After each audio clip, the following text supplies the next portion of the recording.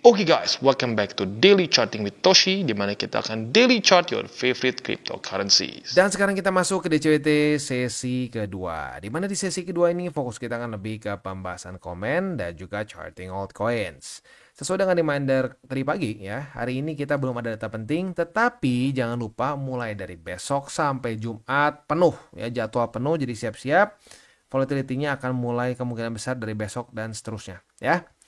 Oke, untuk kondisi BTC sendiri kita bisa di sini ya, malah menguat lagi ya. Tadi pagi kan paling rendahnya tuh sampai di angka 92.800. Tetapi tiba-tiba seperti mendapatkan momentum baru dan bahkan Bitcoin sempat menyentuh angka tertingginya di angka 94.862. Ya, jadi cukup mendekati ke 95.000 ya. Nah, tapi ya sudah, kita santai dulu aja. Masih cukup panjang sampai weekly close selanjutnya. Kita lihat apakah akan terjadi pantulan di BSB atau tidak ya. Nah, ngomongin soal momentum bullish, kerasa nggak sih ya? Belum terlalu lama loh ya, belum terlalu lama, baru sekitar ya dari Februari Maret lah ya, Februari akhir Maret awal ya, itu market bearishnya luar biasa. Wah, semuanya banyak yang bilang masuk ke bear market, masuk ke bear market. Itu news outlet keluarnya news bearish lagi, ngomongin tarif lagi ya.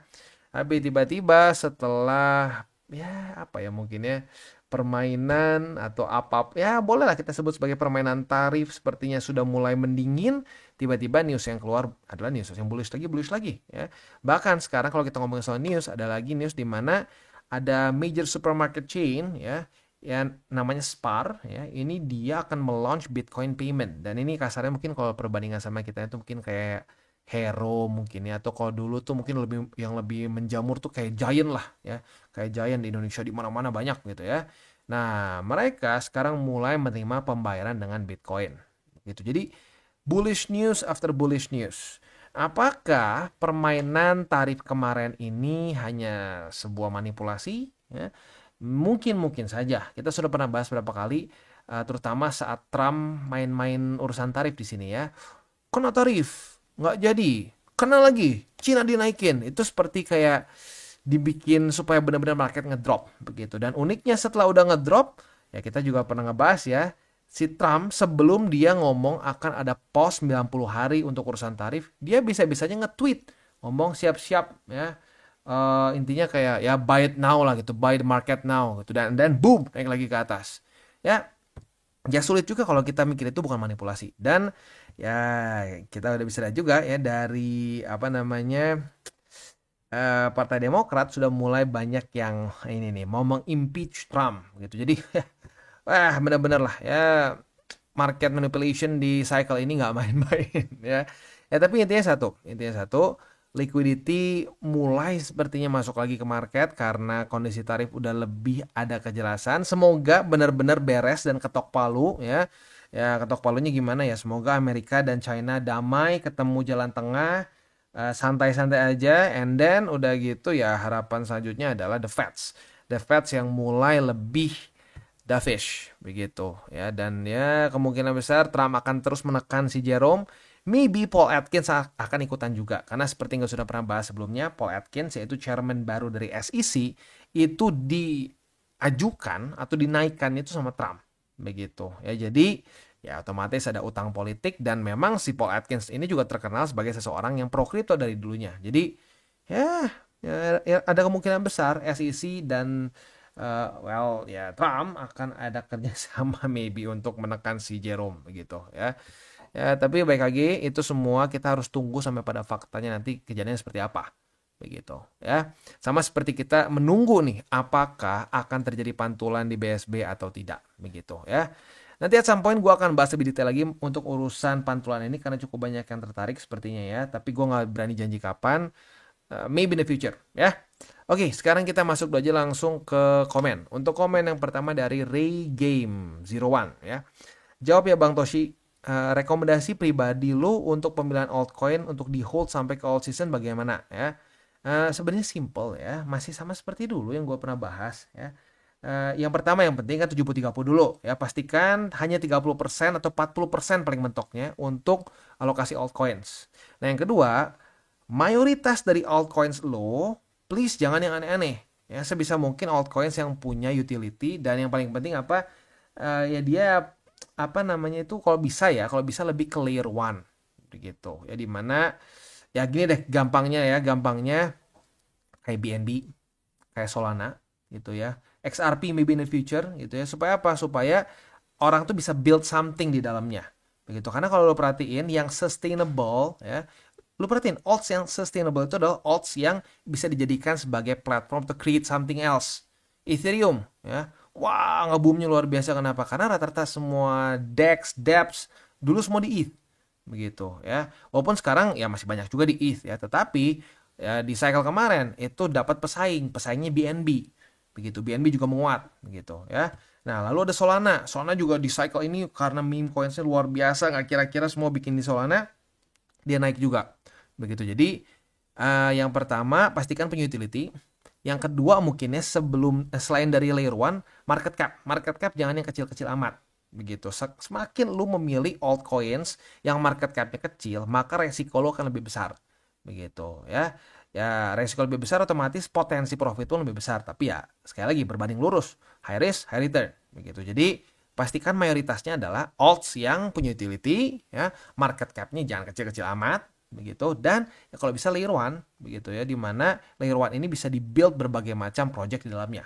Begitu. Ya, karena gini, ya kalau kita ngomong fundamental, Solana ini fundamentalnya ya dia cukup berantakan ya, dia terkait sama FTX waktu itu, lebih tepatnya terkait sama SBF lah. SBF dia invest cukup besar di Solana waktu itu ya, dia megang berapa banyak token gitu. Lalu ya waktu itu juga kait dengan FTX, terjun payung juga harganya ya, tetapi ya karena dia dipakai untuk bikin banyak meme coins, naik juga tuh begitu ya.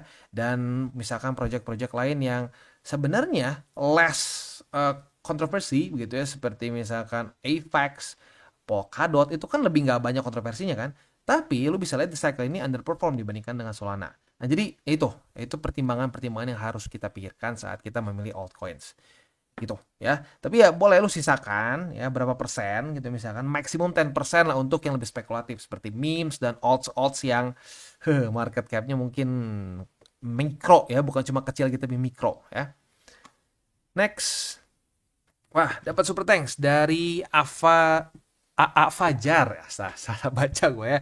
Fajar Tampan ya. Sekali lagi super thanks ini sangat membantu perkembangan DTCI. Dan seperti yang kalian sudah tahu juga, di TCI ini tidak ada namanya kelas berbayar, guru VIP atau apapun itu juga ya. Jadi super thanks seperti ini, lalu bagi lo yang menggunakan link referral kita di bawah, itu sangat membantu sekali perkembangan dari TCI ya. Jadi sekali lagi thank you untuk AA Fajar Tampan ya. Aduh, geli juga. Oke, next. Dari Dollar Hunter. Momentum bullish Bitcoin ini emang lagi banyak diperbincangkan.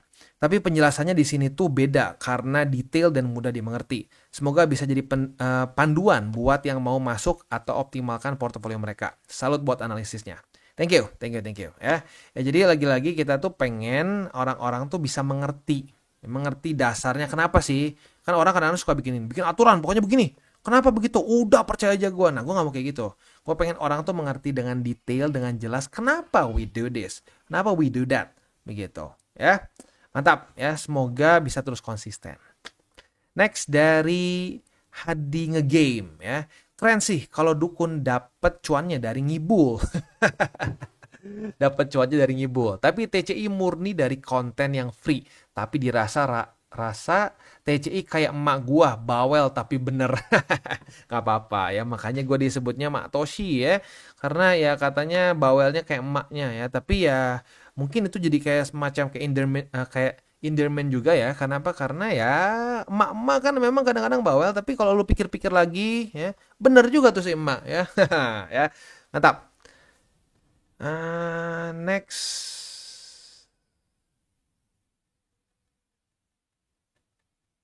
Oke, dari Yana Yuna. Kotoshi, aku mau tanya. Semoga dicentang. Kan Kotoshi udah selalu ngingetin kenapa harus di CA dan kapan harus keluar dari market, yaitu ketika weekly chart BTC menembus M50 atau open dan close 2 kali di bawah. Itu safety belt ya. Itu kalau kasarnya worst case scenario. Kalau best case scenario ya kita tunggu sampai weekly close di atas dari BSB di dekat-dekat kuartal 4. begitu ya. Sorry, bukan di atas BSB, sorry. Di atas Bollinger Band ya.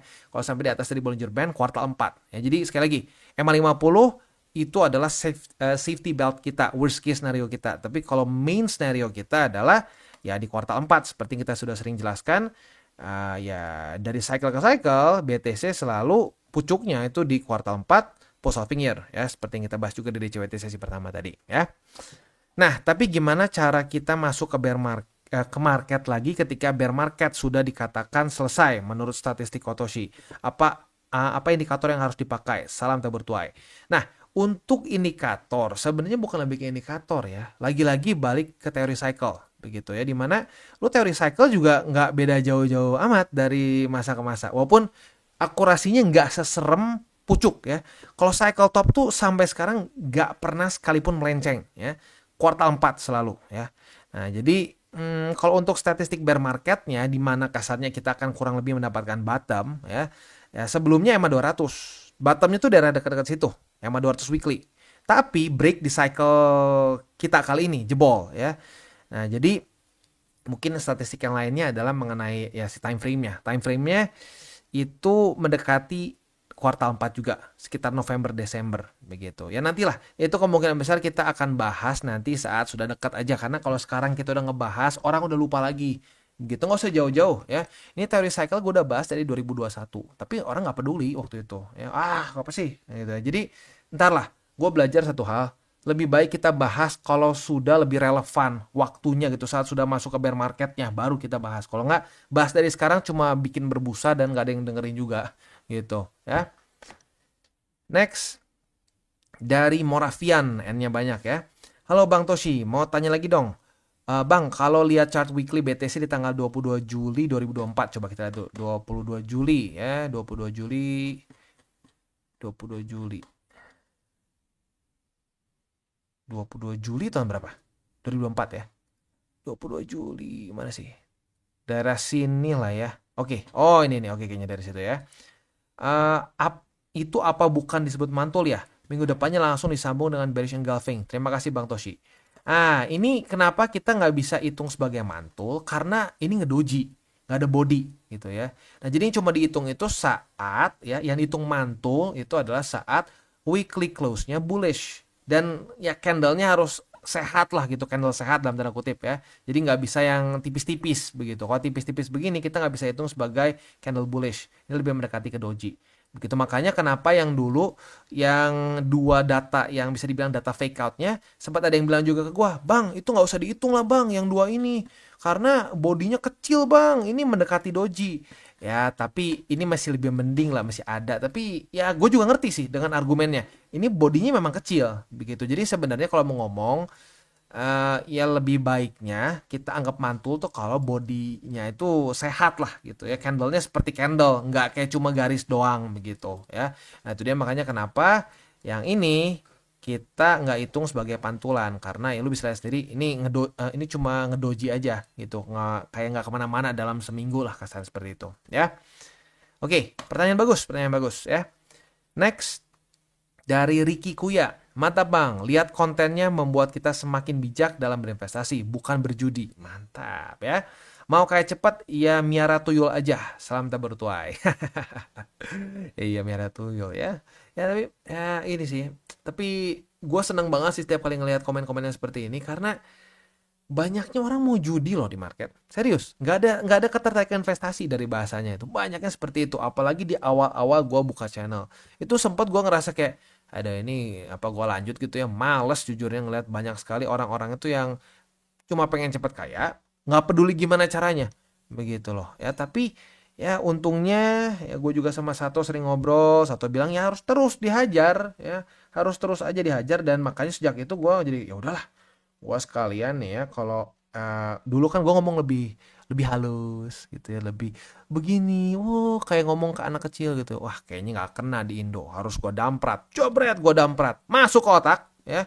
Jadi mungkin ya kesimpulan gue di Indonesia tuh orang-orangnya sedikit masokis begitu ya. Jadi kalau dibaik-baikin, nggak mau, kalau digaplok dikit, pak ya, langsung sadar baru gitu ya. Dan ada yang ngomong berapa kali kayak gitu, bener Bang, waktu dulu lu ngomongnya halus-halus nggak masuk Bang ke otak gue. Oh ya sudah ya. Ya tapi efeknya apa? Setelah gua terus hajar aja ya, hajar terus bikin konten bentuknya benar-benar edukasi ya, bukan ngebullshit ya. Dan sedikit mainnya tuh lebih apa ya, nggak terlalu halus bahasanya. Mulai works, yang mulai banyak orang-orang kayak Bro Ricky, lalu ada kayak Bro Aina dan lain-lain, gitu ya. Happy banget gue liatnya. Next dari Rifki Maulana Septian. Bang, gue mau nanya, ini katanya The Fed gak jadi cut rate di tanggal 7. The Fed memang belum ada rencana cut rate ya. Jadi bukan gak jadi, dia memang belum ada rencana cut rate ya. Nanti kurang data. Nah, apakah kenaikan BTC sementara ini hanya didukung atas kemauan Wales aja, sedangkan pengaruh suku bunga ini nanti ngurangin daya beli retailnya. Juga pengaruh indeks dolar terhadap yen Jepang. Terima kasih. Nah gini sebenarnya ya, kalau gue pribadi melihat seperti ini. Kali ini kenapa market mulai meningkat? Ini terjadi simple banget kenapa? Karena kita drop gara-gara apa? Kita drop gara-gara permainan tarif kan, ya. Sebelum si Trump main-main tarif, ini mau ngomong Trump sama tarif jadi Trump ya. Waktu sebelum Trump main-main tarif, BTC kan adem-adem aja di sini ya. Setelah dia main-main tarif, barulah begini-begini ya. Nah, lu mau tebak kapan mulai kita berhasil lagi naik ya, berhasil naik dengan signifikan setelah yaitu si tarif itu di pos 90 hari. Begitu. Nah, jadi ya menurut gua itu penyebab utamanya. Begitu. Nah, apakah hanya kemauan Wales ya? Wales sih pengennya naik-naik aja. Begitu ya, tapi kalau mau ditanya alasannya apa, karena itu begitu. Nah, terus kalau untuk ngaruhnya indeks dolar terhadap yen ya sebenarnya simpel. Kalau indeks dolar turun ya, in general artinya dia melemah ke segala macam currency lain. Begitu ya, mungkin termasuk juga yen, kecuali mungkin Indo ya, Indo spesial. Mau indeks dolarnya terjun payung pun kita tetap lebih lemah lagi. Luar biasa ya. Oke, itulah kurang lebih ya.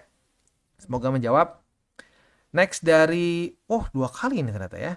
Bro, ini, nah ini nih. Ini kadang-kadang suka error begini nih ya. Jadi komen yang sama, bahkan sampai reply-nya juga nggak tahu kenapa ke double. Oke, berarti kita skip ya, karena ini udah kita jawab tadi. Next. Wah, thank you. Ada super thanks dari Bro Kopin. Ya, seperti gue bilang tadi, super thanks sangat membantu. Tapi ini ya, gue ingetin sekali lagi, ini bukan wajib. Ya, ini sukarela aja. Ya, tapi super thanks, selalu lu menggunakan link reflektor di bawah, itu sangat membantu perkembangan DTCI. Ya. Sore bro, pengen nanya, baiknya pakai USDT atau USDC untuk long term, misalnya untuk DCI murni. Ya. Nah, beberapa hari ini saya lihat harga USDT dibanding USDC berubah dari biasanya. Apa ini imbas tarif Trump hingga stabilitas USDT terganggu? Thank you bro atas jawabannya. Salam tabur tuai. Terus DCA. Selalu ingat 3 golden rules. Mantap ya. Kalau gue pribadi lebih prefer pakai USDC. Begitu. Karena kenapa? Regulasi USDC lebih jelas sampai sekarang ya.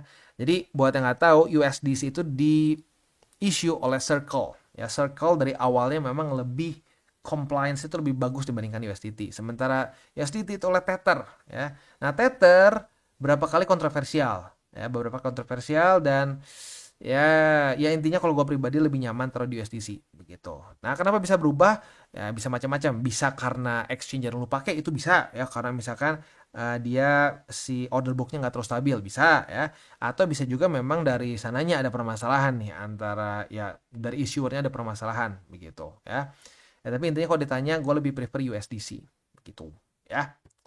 Tapi ya gue bukan bilang USDT bakal jelek juga atau hancur, enggak. Tapi lagi-lagi kalau ngomongin ini kan risk wise ya, lebih wise menurut gue di USDC, karena secara regulasinya lebih jelas. Dan ya kayak di Eropa kan USDT udah nggak boleh sekarang ya, USDT nggak boleh dipakai sebagai pair di exchanger yang ada di Eropa, bolehnya pakai USDC gitu ya. Next dari Adrian Crypto, kalau close kuat di atas BSB, mantulnya makin valid bro. Tapi tetap ya, market itu kadang suka plot twist. Ya, kalau dia close-nya kuat di atas ya, mantulnya lebih valid. Yes, bener ya. Maksudnya ini kan, kalau kayak begini nih, kalau begini lebih valid begitu. Kalau misalkan dia bodinya lebih di atas gitu, lebih kuat lah ya. Itu sebenarnya gini, ini simple. Kenapa lebih kuat ya bang kalau seperti itu? Karena itu menunjukkan bahwa bullsnya lebih in control begitu ya. Tapi benar ya, bisa saja ada plot twist begitu, kayak di 2012 tuh bisa aja. Tapi statistiknya jarang sekali terjadi seperti itu. Kalau sudah terjadi pantulan ya, kalau sudah terjadi pantulan jarang sekali dia fake out dan jebol lagi begitu. Ya, tapi bukan tidak mungkin. Ada saja kemungkinannya ya. Next dari Bangas. Berbagi yang sangat besar adalah membagikan ilmu yang bermanfaat untuk seterusnya. Ibarat memberikan seorang ikan dan pancing. Lebih bermanfaat pancingnya, karena pancing bisa mendapatkan ikan yang lebih dari yang dibagikan. Contohnya Bang Toshi. Terima kasih banyak untuk pancingannya Bang. You're welcome. Ya, ini bagus banget. Gue suka banget lo pakai analogi ini. Karena yes, itu bener. Tapi jangan lupa, banyak orang yang seperti ini dikasih pancing malah dia banting. Bangke lo, gue pengennya ikan, gue lapar sekarang. Nah, banyak yang seperti itu juga. Itu ya. Nah, jadi ya bagus banget, gue happy banget kalau lu ngerasa lu dikasih pancing. Ya karena memang itu yang pengen gue kasih, pancing. Begitu. Jadi kalau satu saat misalkan gue memutuskan bahwa udah deh gue capek nge-YouTube nih ya, leher gue kering nih gitu ya. Capek bosen gue nge-YouTube, misalkan gue pengen ke hal lain gitu ya. Lu udah tetap bisa, nggak ada gue juga begitu. Ya tapi kan lebih enak kalau sama-sama. Tapi ya we'll never know begitu kan. Lu nggak bisa kontrol masa depan seperti apa. Mungkin gue ada peluang lain, mungkin gue pengen fokus ke hal lain dalam hidup gue gitu kan. Ya kalau gue berhenti, kalau gue cuma kayak ngasih lu ikan gitu ya, ya udah stop kelaparan kan. Sementara kalau lu punya pancing, tadinya kita mancing bareng gitu ya, jadi sekarang gue yaudah gue pulang dulu ya. Nah tapi lu bisa tetap lanjut pancing kan. Nah itu. Tapi sekali lagi, nggak semua orang mau seperti itu. Banyaknya orang malah marah dikasih pancingan. Ngapain sih dikasih pancingan ini, gue nggak bisa makan. Iya, nggak bisa lu makan, tapi bisa lu pakai buat mancing, terus lu pakai makan terus kan. Nah, tapi banyak orang nggak mikir seperti itu karena pikirannya jangka pendek, ya. Itu mindset orang, ya sorry ya, mindset orang miskin, gitu. Mindset pengemis, cuma pengennya ngemis, bukan pengen belajar untuk bisa berdiri sendiri, gitu, ya. Mantap, gue suka banget nih. Gue suka banget orang-orang yang pakai analogi, karena analogi itu bisa bisa sampai semua orang mengerti lah, begitu. Ya itu makanya kenapa di kitab suci banyak sekali, ya minimal di gue ya sama bagi yang muslim juga mungkin sama ya, ada juga banyak analogi. Kenapa? Karena analogi ini gampang untuk dimengerti oleh berbagai macam orang dalam berbagai macam latar belakang juga gitu. Jadi mantap ya. Next dari Ayung Syahrul. Alhamdulillah, puji Tuhan, modal sabar dan berpikir jangka panjang. Wah, keren ya. Yang tadinya minus di BTC karena masuk all in di harga 93 ribuan, terus sempat turun ke 70 ribuan, panas dingin. Tapi coba DCA sedikit-sedikit dan sekarang mulai menghembus nafas tenang. Thanks Matoshi, mantap ya. Ya nggak apa, awalnya salah dulu ya, all in dulu, salah dulu nggak apa-apa, karena semua orang yang pertama kali mulai pasti ada salahnya dulu. Nah tapi yang penting mau belajar, dan ya bagus DCA dikit-dikit, sekarang tadinya keringat dingin, sekarang udah tenang gitu. Senang gue denger ya. Oke, beres itu untuk komen pada hari ini. Selanjutnya kita masuk ke buy limit. Tetapi sebelum kita masuk ke buy limit, seperti biasa disclaimer dulu bahwa semua konten dari TCI bukanlah financial advice. Ini semua bentuknya adalah edukasi. Lalu bagaimana cara untuk mendukung TCI? Ada banyak caranya. Lu bisa like our video, bisa share our video, itu juga bisa menggunakan link referral kita di bawah.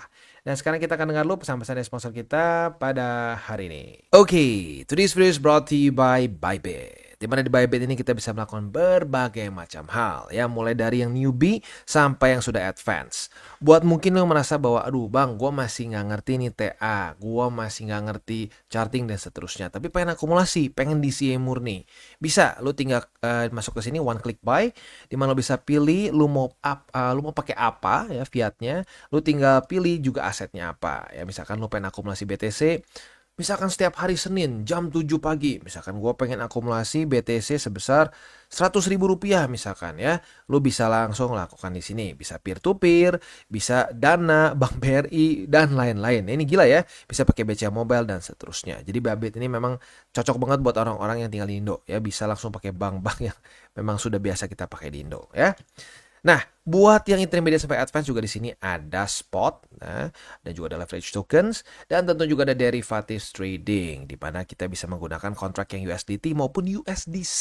Jadi di sini lo bisa pakai USDC ya, karena nggak semua exchanger bisa menerima untuk futuresnya pakai USDC ya. Dan tentu juga lo bisa earning bunga juga dari kripto lo dan lain-lain. Dan tentu juga di sini kita bisa melakukan copy trade ya, di mana copy trade dari Bybit ini sudah cukup terkenal ya, dan kita bisa mendapatkan keuntungan juga. First copy trade kita bisa ada protection 100 USDT loss coverage ya, dan seterusnya ya. Jadi buat lo yang tertarik bisa silakan pakai, klik di link referral kita di bawah. Dan kita masuk ke BNB. Untuk BNB kita bisa lihat di sini ya. kita tuh sebenarnya udah dapat posisi short dari tanggal 26 April kemarin di struktur yang relatif baru yang terbentuk di tanggal 22 dan 23 April kemarin ya. Nah, posisi short kita ini target TP-nya baru kena kemarin ya. Jadi retest 1, retest 2 kita hold sehari, nyaris kena ya. Buat yang agresif, konservatif udah duluan kena di sini, tapi buat yang agresif belum kena. Nah, buat yang agresif baru kenanya kemarin. Jadi sekali lagi ya, kita recap dulu. Buat elu yang konservatif, profitnya di sini ya. Kena TP-nya di sini, berarti profit sebesar 1,34%. Yang agresif, profitnya sebesar 1,7% ya. Nah, untuk posisi longnya, kemarin sudah terjadi retest pertama di EMA50 dan juga di struktur 597,078 ya. Nah, jadi apabila pada hari ini terjadi retest kedua, kita bisa kebuka posisi long dan target TP-nya ya otomatis tinggal kita balik saja logikanya di angka 607,632. Untuk posisi spot EMA50 atau 597,078, lalu MA20 dan 591,475. Next kita masuk ke SWI. Untuk SWI baru saja terbentuk satu struktur baru, literally kemarin kebentuknya ya, di angka 3,4729. Hari ini terjadi retest pertama, kita lihat apabila daily close-nya masih di atas dari 3,4729, maka kita bisa limit posisi long. Kalau apabila terjadi retest kedua, kita bisa buka posisi longnya dan target TP agresif di 4,03. Lebih konservatif mungkin di struktur sini ya, tapi baik lagi tuh masih kita lihat besok lah, kita lihat besok daily close seperti apa. Kalau ada setup ya baru kita bahas lagi ya. Posisi spot 3,4729, 3,2476 ya, yang converse dengan EMA 200 dan juga 2,9406. Next kita masuk ke Cardano. Untuk Cardano hari ini sudah terjadi ini ya, retest pertama. Dan lagi-lagi gue sedikit lupa nih, ini ada struktur yang kemarin gue belum update ya. Nah, jadi retest di dua tempat nih, di support dan di resisten. Di supportnya dia resisten di angka dia retest di angka 0,6825, sementara untuk resistennya dia sekarang lagi retest di angka 0,7209. Nah, kita lihat besok nih. Kalau besok dia masih daily close-nya di bawah dari 0,7209, maka kita ada potensi bisa limit short dan long besok ya. Tapi lagi-lagi besok, so kita tunggu aja sampai besok seperti apa ya. Nah, untuk posisi ini, untuk posisi spotnya ada di angka 0,6825, lalu ada di EMA20 dan di angka 0,630722 begitu ya. Itu kurang lebih untuk setup spot dan futuresnya. Sebelum kita tutup seperti biasa gue ingatkan lagi 3 golden rules. Jangan pakai uang panas, jangan over leverage, berpikirlah jangka panjang. Dan salam tabur tuai. Apa yang lo tabur kalau tuai, jadi taburlah sebanyak mungkin hal baik. Oke guys, jadi itu adalah akhir dari segmen DCWT kita pada hari ini. Dan jangan lupa bagi kalian yang merasakan manfaat dari segmen ini, jangan lupa untuk share ke teman-teman kalian. Dan apabila lu pengen mensupport channel kita, ya TCI, jangan lupa untuk menggunakan link referral kita di bawah. Nggak wajib ya, tetapi apabila lu menggunakan link referral kita di bawah, ada macam-macam ya, dari Bybit, Huobi, Maxi, toko kripto, dan banyak lagi ya.